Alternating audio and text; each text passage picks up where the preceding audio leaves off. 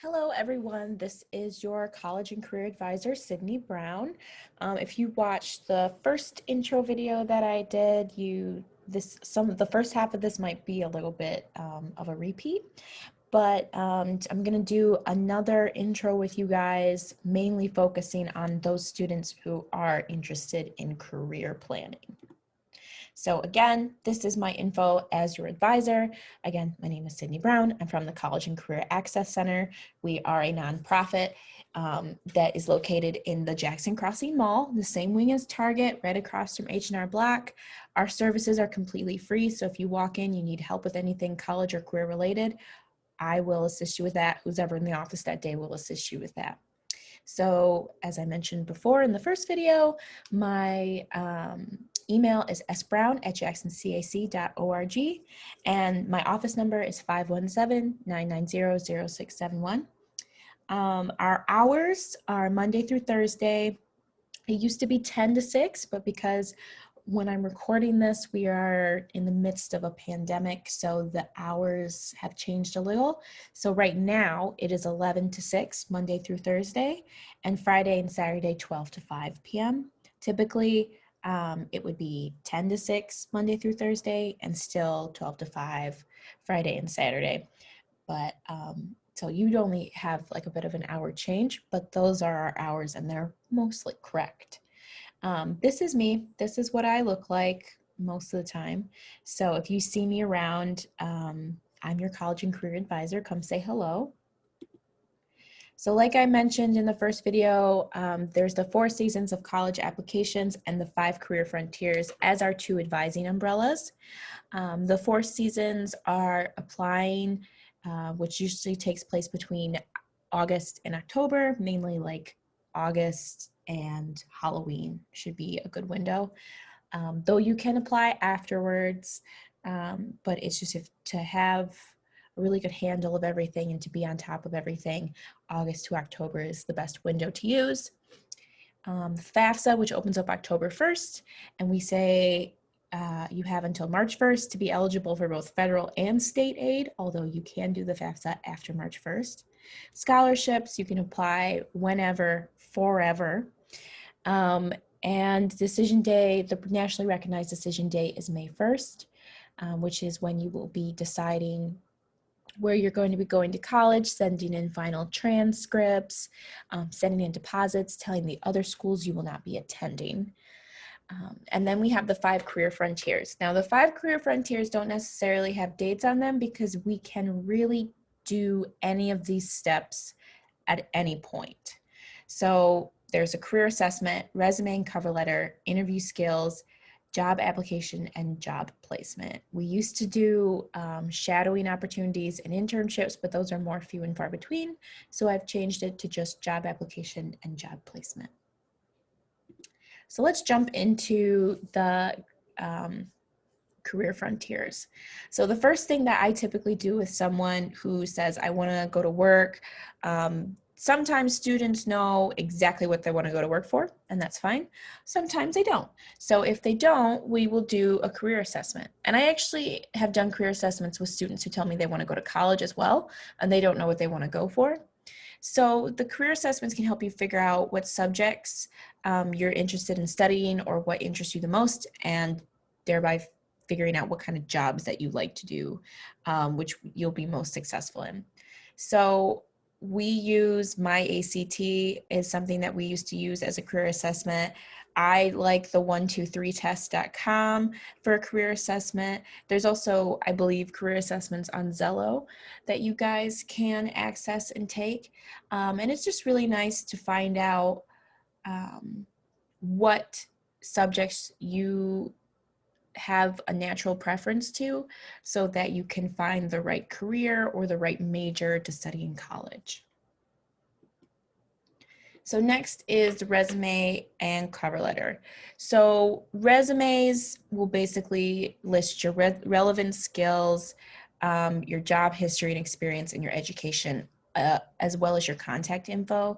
I'm not really going to get into so much of it right now because we can get more into it when I meet with you guys one-on-one, and if a resume is something that you want to create, that's something we can do. And a cover letter Typically, a lot of certain jobs require cover letters, and certain jobs don't, but a cover letter is basically a narrative version of your resume. So if you have something that is in your job history or job experience, you can take the time to kind of write about that specific job experience and why it makes you qualified for the job that you're applying for and why exactly you would be the best fit. So it's kind of like a middle ground between the resume and the interview, which is the cover letter. So then we can also work on interview skills. I can create a mock interview environment with you guys where we actually sit down and I act like the employer and I ask you questions about the job. We can go over soft skills, which is appropriate dress. So dress for the job you want, not the job you have. A good rule of thumb is just don't wear jeans. Iron your clothes before you go. Body language, always having good posture, making eye contact is really important. A firm handshake is also very important in body language. Verbal communication, always speaking with intention is one thing that you want to remember for verbal communication. Speaking with affirmation in your voice instead of uncertainty. Sometimes when we talk, and you might even notice it in this video, we talk as if we're asking a question at the end, which is something that we do when we're uncertain about maybe how the sentence is going to end, or if we're not as familiar about the content that we're trying to share, we will kind of let our voices rise at the end. Try not to do that and just speak with a full period at the end of your sentence. Practice questions. There's tons of practice question samples online that you guys can be looking for. I also have practice questions that I can give to you guys in the mock interview. So that's something that we can work on together. Practice questions are things like, tell me about a time you solved a problem. What makes you think that you're a good fit for this particular position and stuff like that. And then another really good rule of thumb is to send a letter of thanks after your interview to the person who interviewed you. If you get their contact information, it can be a written letter or it can be an email just saying thank you for taking the time to meet with me and interview me on this day. And then lastly, we have the job application and job placement. So I'm going to stress that the interview skills was preparation for the interview. It wasn't the actual interview. So I know that might have been confusing that I went from an interview back to a job application, but that was just preparation. So the job applications, I actually get a list from an organization in Jackson that gives me about 900 to 1,000 jobs each week that are open in Jackson County. So a lot of times when people are looking for employment, that's the first place I'll look.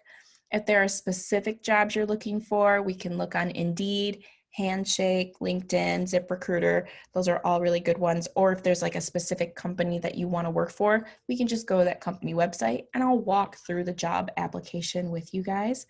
And I'll just stay in contact with you to ensure that you found placement in that job. Or if we need to go back and revise a resume or rewrite a cover letter or revamp what we're doing in interviews or apply again, we can absolutely do that. So again, another reason why I don't really put dates on the 5 career frontiers is because we can do them at any time. You might do some of them a little bit out of order, and there's no finite date where those have to be finished by. So of course, let me know if you guys need any help on any of these things. I'm not just here for college, I'm also here for career. And if you're interested in going into the military, I can help you find a recruiter as well. So I'm gonna put my contact information back up for you guys. Just so if you wanna take a picture of that page, just so you have my contact information, you will all most likely be meeting with me. And I will not push you towards a certain path. If you want to go to work, we're going to work on going to work. If you want to go to college, we're going to work on going to college. And the same with the military. I'm not going to make you go to college. I'm not going to make you go to work. You come and tell me what you want to do, and we'll work on it together. Okay? So I will see you guys in the next presentation, and good luck. And of course, let me know if you guys need anything.